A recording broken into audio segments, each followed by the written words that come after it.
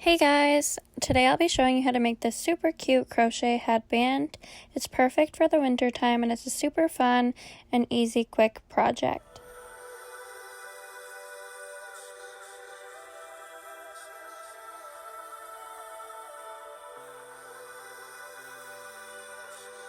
Aside from yarn and a hook, you will also need a pair of scissors and a tapestry needle, which will be used at the end of the video to sew in the ends.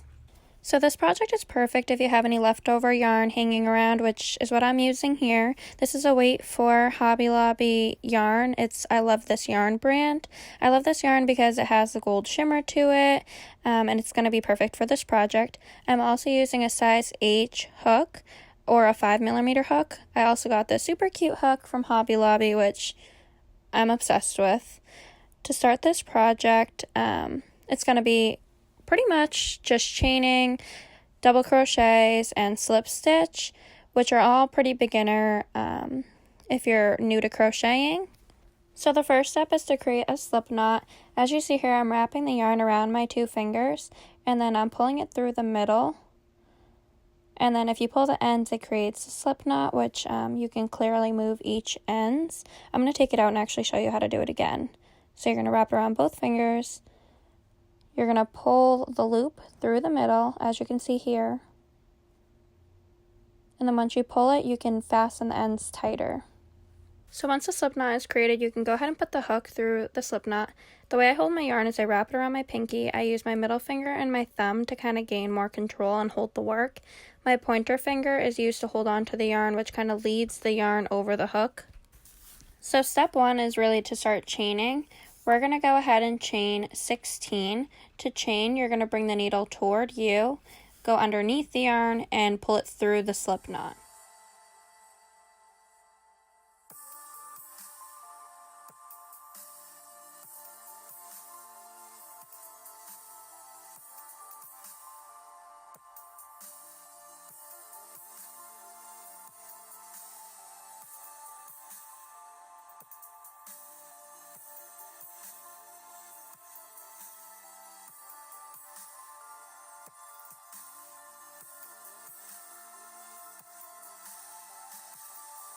So the 16th chain is actually going to be our +1 chain, which we're going to be using consistently throughout the project. As you can see here, I've reached my 16th chain.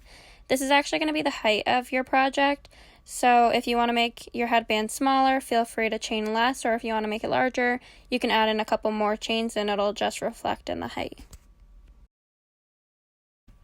So now we're on to our first real row. Like I said before, the 16th chain is just our chain 1, so we're actually going to be skipping it when placing our double crochets. I'm just going to zoom in a little closer so that you can see that that's the 16th chain and then that's the 15th. So we're going to be going from the second loop from the hook, which I'm pulling apart here. So first thing you do is yarn over. You're going to put your hook through the loop. You're going to pick up. You should have 3 loops on your hook, as you can see on mine. The next step is to yarn over and pull through 2. And then you're going to yarn over again and pull through the last 2. And then that's the double crochet.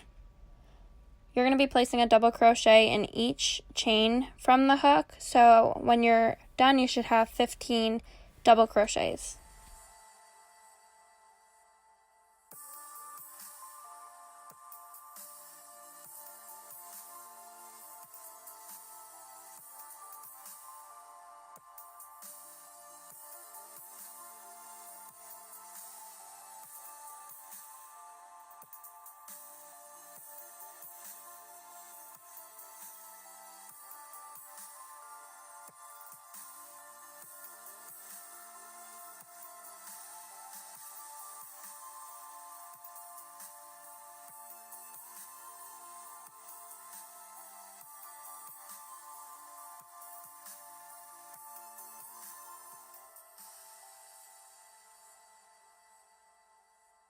Now that I've reached the end, you can see this last knot here doesn't really look like a chain. That's actually the slip knot, so we're not going to go ahead and place a double crochet in here. When stretching out my work, you should see that there's 15 double crochets there. Once you reach the end of every row, you're going to chain 1 and then flip your work. Your work should always be on the left-hand side of you. At this point in the headband, it becomes super repetitive, so you're going to yarn over and place a double crochet in the last double crochet of round 1.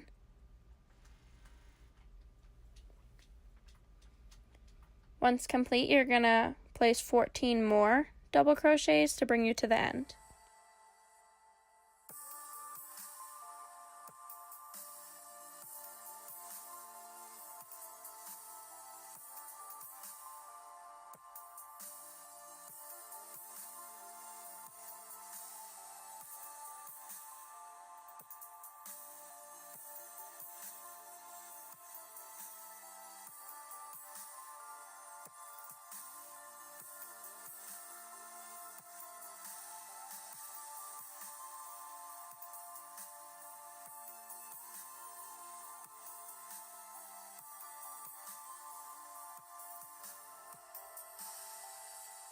Once you get to the end of row 2, you're going to notice it looks a little different, and that's because we've been placing a chain 1 on the end of each row. So when you're placing your 15th double crochet, you're going to go ahead and yarn over and place your hook right where my hook previously was. Once you're done yarning over, you're going to go ahead and chain 1. You're going to flip your work, and then you're going to repeat row 2 for 29 more rows. Once you're finished, you should have 31 rows in total. If you want your headband to be a little smaller, you can go ahead and reduce the amount of rows that you completed. If you want your headband to be larger, you can increase. So once you get to your desired length, you're going to go ahead and flip your work in half. You want to match up the ends to each other because we're going to actually sew this together to make the headband. So if you notice that one end is slightly larger than the other, you might have added additional double crochets in your work. So what I would do is go back and just make sure that you have 15 double crochets on each row. What I'm doing now is I'm lining up each double crochet with the opposite double crochet.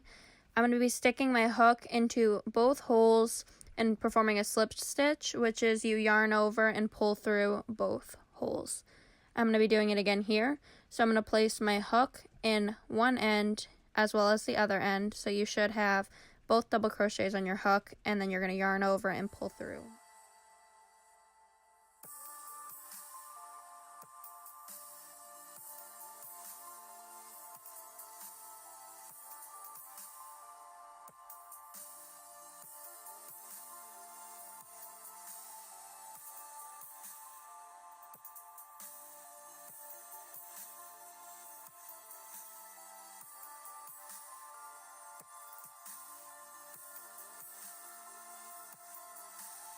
I'm going to go ahead and show you the sewing at a different angle. So if I flip my work toward me, I'm going to see both ends of the headband pressed together. I'm going to be taking my hook, pushing through both double crochets that are across from each other, going to yarn over and pull through all of the loops.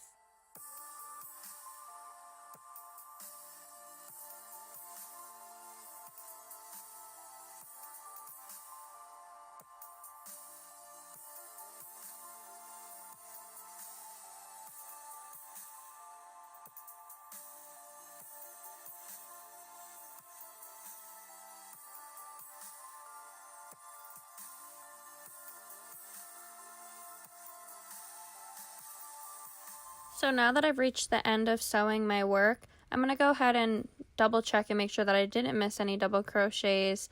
If you flip it the other way, you can see the seam as well on the outer side, but it's okay if it's not perfect because we're actually going to be scrunching up this area and you won't notice the seam at all.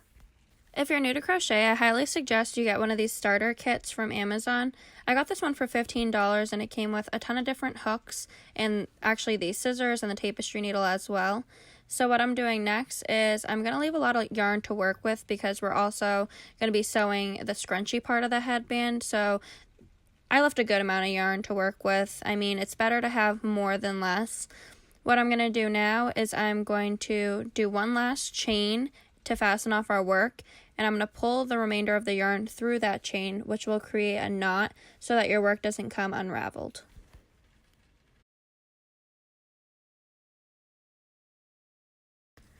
At this point, make sure you have the front of your headband facing up. As you can see, I tucked away the seam that I just sewed. Now I'm going to be taking the yarn and I'm going to be putting it through the tapestry needle, and you're going to be sewing in the scrunchie part now, which there's some flexibility here. So as you can see, I'm kind of twisting the yarn to get it to fit through the tapestry needle. I generally prefer the metal tapestry needles, but I keep losing them, so I'm just gonna stick with the plastic one today.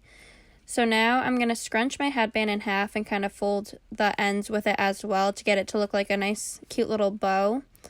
I'm going to press these two ends together tightly and then sew back and forth about 5 times to get a nice tight knot in there so that the scrunch stays while we make the middle section.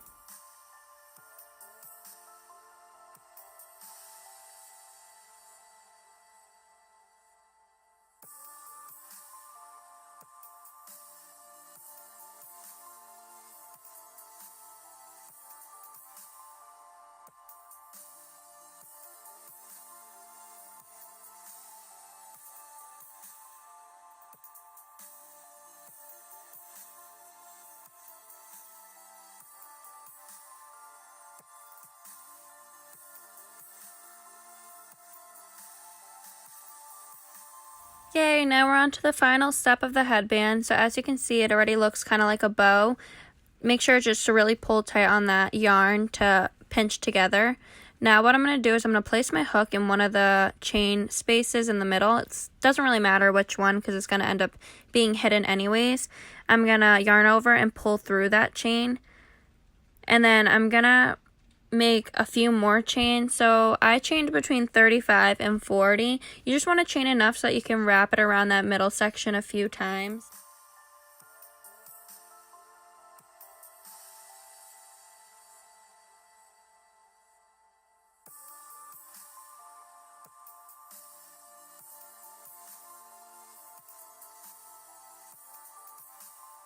Once you get to the desired amount of chains, you're going to fasten off the end of the chains, and then you're going to begin wrapping it around the center of the headband pretty tightly to keep that bow shape.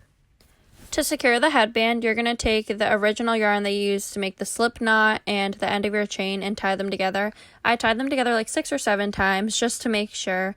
Once you tie them, you're going to cut down the yarn, and then I tucked them in behind the raveled part of the headband just to make sure that they don't come undone.